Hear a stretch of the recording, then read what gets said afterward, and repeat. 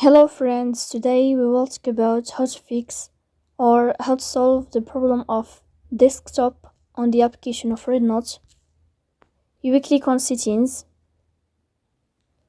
In this page we click on apps, default apps, app settings.